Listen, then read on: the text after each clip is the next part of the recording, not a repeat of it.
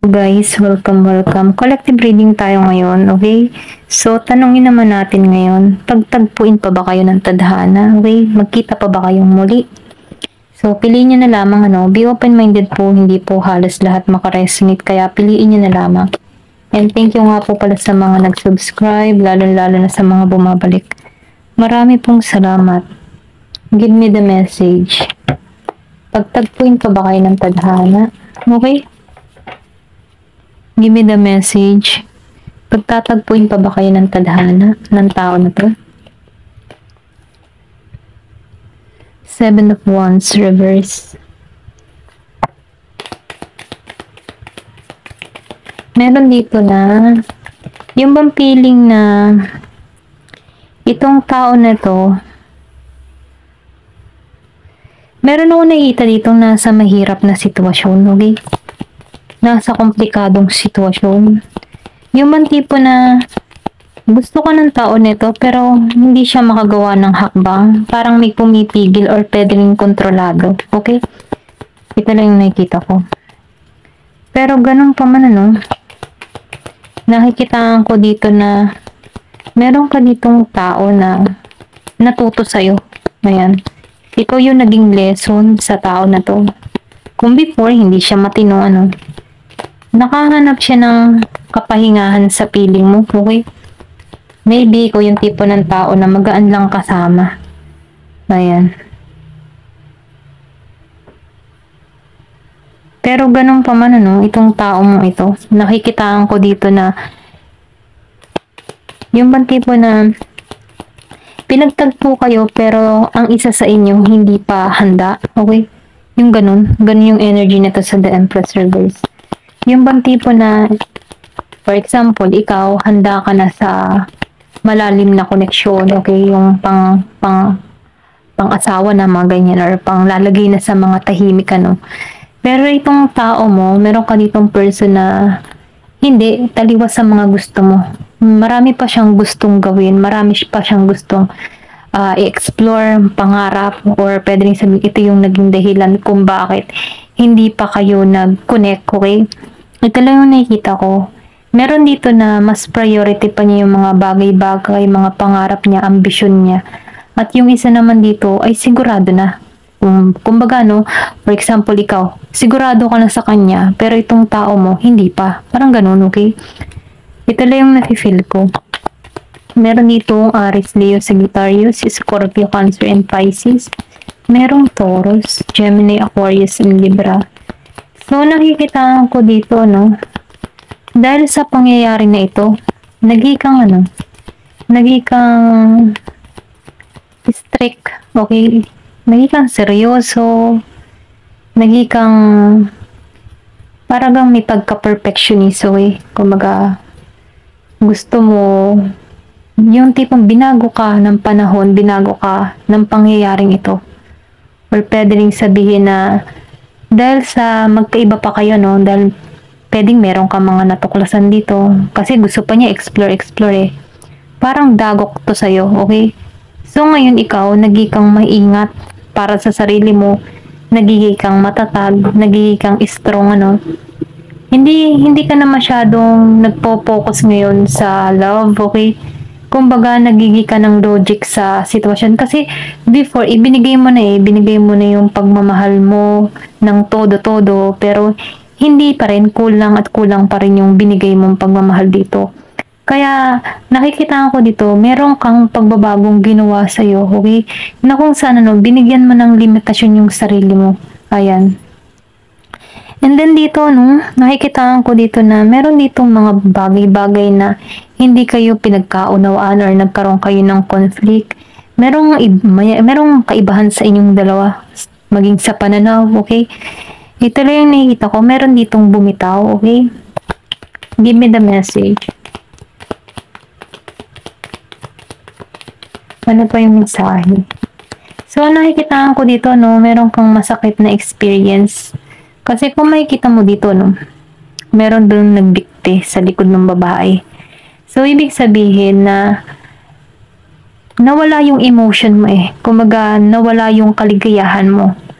Na kung saan naging ka na ditong strong, Kumbaga, hindi mo binabase yung love, kundi, kumbaga, kung pagpipiliin yung love and mind, yung love at isip mo, mas nangingibabaw dito yung logic na pag-iisip mo kaysa sa pagmamahal mo. Kumbaga, nakikitaan ko dito, bago ko mahalin ang isang taong ito, dapat makita ko rin yung pagmamahal niya sa akin. Ganun. Hindi kayong tipo ng tao na magbibigay ka ng maraming pagmamahal sa tao, pero wala kang nakikita na magandang resulta. Kumbaga, ikaw, nagiging kang matalino sa kung sino man yung pagbibigyan mo or pag-aalayan mo ng pagmamahal mo. Mapalalaki ka man o mapababae ka man. Nagiging kang seryoso, nagpapaka-busy ka. Kumbaga, mas priority mo ngayon ang mga trabaho mo, okay? Sa mga, kumbaga, disiplina, okay? Disiplinado ka sa mga ginagawa mo. Ito rin yung nakikita ko sa'yo. Yung bang tipo na handa mong tanggalin ang isang tao kapag hindi yung tipong kaya mong tanggalin ng isang tao kung hahad lang to sa mga dinadaanan mo, or kung hahad lang man to sa mga pangarap mo, or kung makakasagabal man to sa'yo, okay? Ganon. Nagiging kang matigas, okay? Medyo cold, ganyan. Kumbaga, binago ka ng panahon. Ayan. Meron ditong Hierophant. So, nakikita ko dito, no?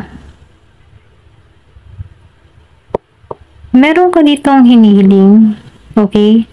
Or pwede rin sabihin na ikaw yung tipo ng tao na may tradition, okay? Meron ka sinusunod na tradition. Meron ka sariling paniniwala, okay? And then, nakikita ko rin dito, may pagkarelihiyoso ka, okay? Kaya dito, no, meron kang hinahanap sa isang tao na magkiklik sa'yo. Kumbaga, meron kang mga hinahanap sa isang tao kung makakakuha ka ng isang kapareha. Gusto mo ay yung katulad mo, okay? Yung magkakasundo kayo. Ito lang yung nakikita ko. Gusto mo yung mas malalim na koneksyon, yung nararamdaman mo at nararamdaman din niya yung feelings nito, okay? Yung, kumbaga, no, pareho kayo ng pakaramdam na naunawaan mo siya, maunawaan ka din niya, mga ganun ba? Kumbaga, ayaw mo ng basta relasyon na yung pangkaraniwan lang, ganun na magkakilanlan, okay, magsama na agad, ganyan. Ayaw mo ng ganun. Naniniwala ka pa rin dun sa makalumang sistema nung unang panahon na kailangan once na merong isang tao kang gusto, susuyuin mo, yung bang merong ligawan talaga na magsasama lang yung dalawang tao once na kinasal.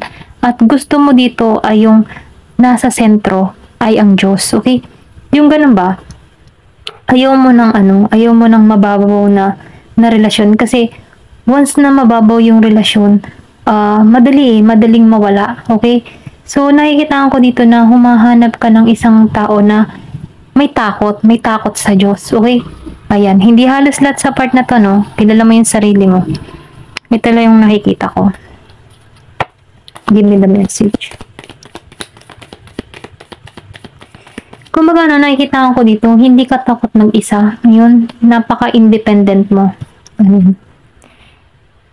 Yung iba sa inyo, single mother, or pwede rin may anak ka na, kaya nagiging ka ng maingat dito, okay? So, nakikita ko din dito, no, yung iba sa inyo natukso before, or pwede rin sabing iniwan. Yung matipong, nung nalaman na buntis, inalisan ka, ganyan. So, nakikita ko dito, tinaguyod mo mag-isa yung anak mo. Ayan. So, meron ditong, ang kaligayahan mo yung anak mo. Ito yung nagbibigay lakas ng loob sa'yo para humantong sa panibagong buhay, or dito ka kumukuha ng lakas para, or dito ka humuhugot ng lakas para magpatuloy, para sa kinabukasan ng anak mo. Okay? Ito yung kaligayahan mo. Dito ka kumukuha ng inspirasyon. Dahil dito, nakikita ko dito, kahit isa kang single mother or single father, okay? Energy yung binabasa natin dito, mapalalaki man o mapababae, Nakikita ko dito yung blessing, yung pag-apaw ng biyaya. Hindi naging sagabal yung pagpapalaki mo kahit nag-iisa ka dito. Kasi nakikita ko dito, may pagkarelihiyoso ka, okay? Yung faith mo andun. Kaya yung blessing dito, may pag-apaw. Kumbaga, kahit nag-iisa ka dito, hindi mo hinahayaan yung anak mo na mawala, okay? Yung hindi maibigay yung kanyang pangangailangan, kinakaya mo, na ibibigay mo ito. Then, nafe-feel ko rin dito, no? Maraming sumusuporta sa'yo, okay? Mahal mo sa buhay, magulang, kapatid, kaibigan. Yung iba sa inyo, ito lang yung nakita ko. Dahil dito, no, bless ka dun. And then, nakikitaan ko rin dito, no, nagiging maganda yung takbo ng pamumuhay mo. Meron din dito new love na parating, okay? Hindi mo to inaasahan, biglaan tong kakatok sa puso mo. Ito lang yung nakikita ko. Give me the message. Ano pa yung mensahe? So, meron dito na Knight of Cups. So, nakikita ko dito, no? Meron kang mga hinihiling, yung iba sa inyo. Meron kang kahilingan, meron kang minamanifest. Masyado kang grounded, okay? Tulad nitong si Queen of Swords. Masyado kang pinoprotektahan mo yung energy mo. Yung sinabi ko kanina, no, hindi mo basta-basta binibigay yung pagmamahal mo. Okay? Kumbaga, no, kung makikita mo dito, no, pinoprotektahan mo yung cups mo. Ayan. Hindi ka basta-basta yung nagbibigay ng pagmamahal sa, alam mo yun, nagiging kang mabusisi, hinahanap mo yung malalim na connection, yung bagang magkiklik sa'yo. Ito lang yung nakikita ko. Gusto mo yung mas malalim. Ayan. So, nakikita ko dito nung independent ka. Yung sinabi ko kanina. So, confirmation. Grounded ka. Logic ka mag-isip. Then, nakikita ko dito. Pinoprotektahan mo yung heart mo. Kaya hindi ka basta-basta napasok sa isang relasyon na, alam mo yun, yung tipo na mababaw lang. Okay? Gusto mo yung malalim. Yung masasabing pangmatagalan. Kasi nagiging kang matalino dito eh. Nagiging kang maingat. Okay? Nagiging kang logic sa sitwasyon. Ayan. Give me the message. So, piliin nyo na lamang. Hindi halos lahat. Merong Scorpio, Cancer, and Pisces. So, nakitaan ko rin dito, no? Meron dito pangyayari or paggising. Tinanggal ka sa mga masasakit na karanasan, okay? Para maibalik mo yung sarili mo. Para malaman kung ano ba talaga yung gusto mo, okay?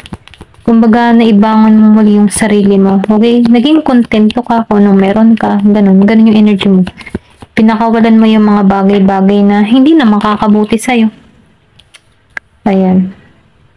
The Will Reverse. Kasi dito, no, nakaranas ka ng kabiguan, mahirap na sitwasyon. Or pwede rin sabihin na hindi ka naging mapalad sa unang relasyon, okay? Sa past relationship mo, no? Kaya nakikita ko dito, tinanggal ka dito kasi walang transformation na nangyayari or nagaganap sa'yo. Piling mo naka-stuck ka sa isang sitwasyon. Kaya ngayon, nagiging kang maingat kung sino yung papapasukin mo sa buhay mo. Okay? Gusto mo yung may lalim na connection. Yung ay central si God. Okay? Meron kang hinihiling dito eh. Page of Cups reverse.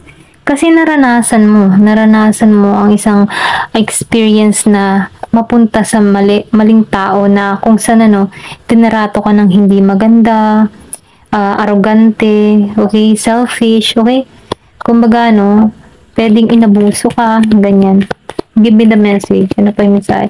Kaya ganun ka na lamang kaingat eh. Kaya masyado kang grounded sa heart mo, okay? Kasi natakot ka na or pwede rin sabihin nagkaroon ka ng trauma before. Kaya hindi ka na basta-basta nagtitiwala. Okay? Pinapons reverse. Kumbaga, nakikita ko dito yung iba sa inyo. Nilayo mo din yung sarili mo sa karamihan. Nag-isolate. Kumbaga, yung dating ikaw, nagbago ka. Kumbaga, before, masayahin ka, energetic ka, positibo ka, ganyan. Dahil sa mga pangyayari na nasaktan ka dito, pwedeng binitray ka, ito yung dahilan kung bakit nagbago ka, kung bakit naging ka ng matigas. Kung ikaw before nagiging kang masayahin, makulit, kwela, ganyan, naging ka ng seryoso, okay? Dahil sa experience mo ito. Ito lang yung nakita ko. Hindi halos lahat sa part na to, Pero ganun pa man ano, nakikita ko dito may babalik mo muli yung sarili mo. Meron kang pag-iintay na ginagawa dito, meron kang mga tinatrabaho, or pwede rin sabihin kaya ka nagiging focus sa panahon ngayon dahil meron kang gustong patunayan, meron kang gustong mangyari, okay, meron kang mga binubuong pangarap, okay? Naghihintay ka lang, nagiging klaro ka sa mga iniisip mo. Meron dito, nag-iintay. Meron kang in-apply dito abroad, yung iba sa inyo, nag-iintay ka lang ng result. Pwedeng meron kang mga inintay na dokumento, tawag, message, okay? Yung iba sa inyo, nag-iintay pa rin. Meron kang mga iniintay dito, okay? Ayan. Ito lang yung nakikita ko. Okay, ito lang yung nakikita ko. So, binago ka ng tadhana. Binago ka ng pagkakataon. Pero ganun pa man ano, meron ditong positibo na parating sa'yo. Kumbaga no, kahit may mga pangyayari sa'yo dito na masakit, nag-matured ka. Alam mo na kung gaano limitasyonan yung sarili mo, kung gaano disiplinahin yung sarili mo. Kumbaga no, natutunan mong disiplinahin yung sarili mo. Ayan, ito lang yung nakikita ko. Ito yung naging benefits sa'yo. Naging kang disiplinado, nag-matured ka, naging ka ng maingat at naging ka ng matalino sa mga bawat desisyon mo. Kasi ayaw mo nang mawala dito. Okay? Pwedeng meron kang mga gumuhong pangarap before na hindi mo nakamtan dito. Kaya ngayon, nagiging ka ng maingat. Okay? Kasi lumabas ang The Wheel of Fortune and Seven of Wands reverse. So, meron ka ditong hindi natupad na pangarap before. Kaya, ikaw, ayaw mo nang maranasan yon kasi nalampasan mo to eh. So ngayon nagiging kang matalino sa bawat hakbang or sa bawat desisyon na ginagawa mo. Ayan, ito lang yung nakikita ko. Thank you for watching. Love and peace.